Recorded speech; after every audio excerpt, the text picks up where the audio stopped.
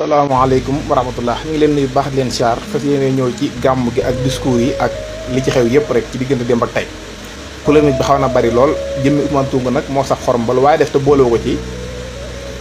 du saf xorom maanaam mi ngi mel ni nga togg sab ceeb rek togg ba yeggal boo fàttee xorom sax koo ko ñam rek na la am na lu ci manqué noonu la Ousmane Sonko demee ci mbir mi Sénégal nag damay wax ne kon ragal amu fi waaye kunduus fi am kunduus nit nag bu leen nit ñi ruusee yow yaay xam ne dan la ruus bu la nit ñi joxee cër ngir am ñun la joxe cër da nga war a xam daa dafa am ñun la joxe cër moo valable ci man wala valable ci Diomaye valable ci Massamba valable ci Mademba dégg na discours yu bëree bëri Ousmane Sonko dem na fu bëree bëri am na ñu doon xeliyaar ci lu tax demut ci diw lu tax demut ci diw mais finalement moom waxuñu ko waaye ñi am njortu bu rafet Ousmane Sonko njortoo nañ na lu mel nii képp mën a nekk ndax Ousmane Sonko moom kóllëre du ko dagg mukk te ko mën a jàppante nit kóllëre la ñaar kum àndal yaa dagg kóllëre te boo ko daggee yaa def lu tax nit ñi xam ko wala nga wax ko ba ñëpp dégg ko gisuñu fu mu defee kenn lu ñaaw gisuñu fu mu waxee kenn lu ñaaw gis nit nag taxaw na daan ne bëggoon na maa demande na pour jaar ci man comme ni mu jaar ci samay nawle maa ko reseté moom moo xam tam reseté ko waaye li ñu intéressé rek mooy yéen ñi taxawoon nekk ay soppe yi ki wax lii te nekk soppe Ousmane Sonko te bëggoon mbir mu deer seen bopp kon nii la demee yéen nag man ngeen seede ci ne Ousmane Sonko musta yëkkati kàddu gu ñaaw jëme ko ci baari dool yi mi nga xamante ak kilifa diina lay wooy boppam gën a ñàkk solo ci kilifa diina yi gën cee doy gën cee bari wax gën cee ëpp lu mu yàq Ousmane Sonko sax Ousmane Sonko musta yëkkati genn kàddu gu ñaaw publiquement wala privement ci loon xam jëmale ko ci baari dool yi moom ndax rusi na ko ay mbokkam asamaa kon keneen ndax foo gis ko attaqué Ousmane Sonko te attaqué wu ci ludul bakkanam wala la ko yàlla def damaa neexul maa mbokk mu ko jege nekk na koo xam ne ëppalewu ko dara ca lam nekk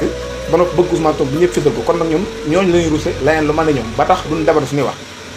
waaye nag bu exagération amee wala ay nit jug attaque ko politiquement ci leneen ak leneen dañ leen tontu politiquement loolu moom mooy dëgg parce que nag game politique bi la nekk kuy politique da nga koy assumer duñ dépasse kenn duñ wax kenn waaye jëm Ousmane Sonko moom amut ak ma Samba problème amut ak ma Demba problème si Ousmane Sonko jëlut événement religieux di ci wax ay soxla wala mu joxuloo bu dikkee du ko politicien bañ na ko buy dem danaan politique ma Touba boo fa dékkee micro du fa wax Tivaouane dem na fa ba génn waxu fa micro publiquement lu dul la mu wax ak sëriñ yi Kaolack dem na fa ba génn waxut micro ci bitti lu dul la mu wax ak sëriñ bi waxu fa ci politique la ko yëkkati ak réew mi la waxtaan ñëwaat toog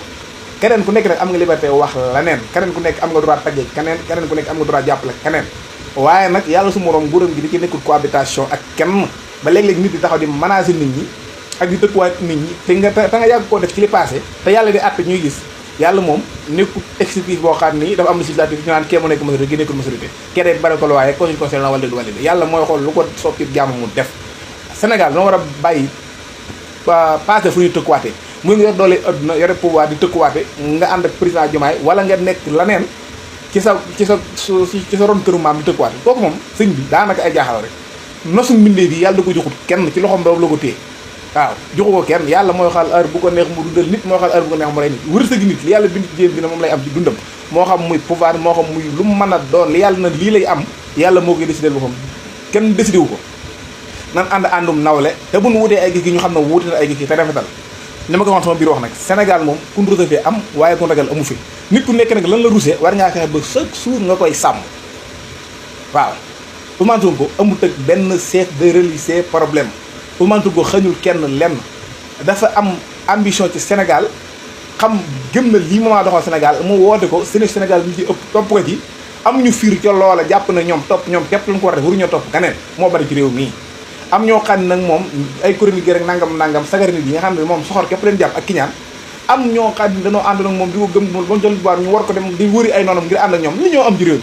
waaye nag ñoom ñëpp laa kenn mënul ko ci lenn toll ni tarafat laa ni lu dul lu soob suñu borom Ousmane Sonko lu ko dal lu mu am lu mu ñàkk mbindeef jox ko yàllaa ko jox ak peuple Sénégal yii yàlla moo bind li bind si jëw bii dana am kenn mënu koo xañ ànd nañ fekk ay nit dem élection législative ñu xam na nan demee ban tàqali ko assemblée demaat nañ ñu dem ànd ak ñeneen xam na nan demee kon nag menacé ak nangam matu ko gis naa nag benn tuut tànk bu toog jawet ga ay nan bu ma joxee ndigal ma def lii ma def laa dangay sóob rek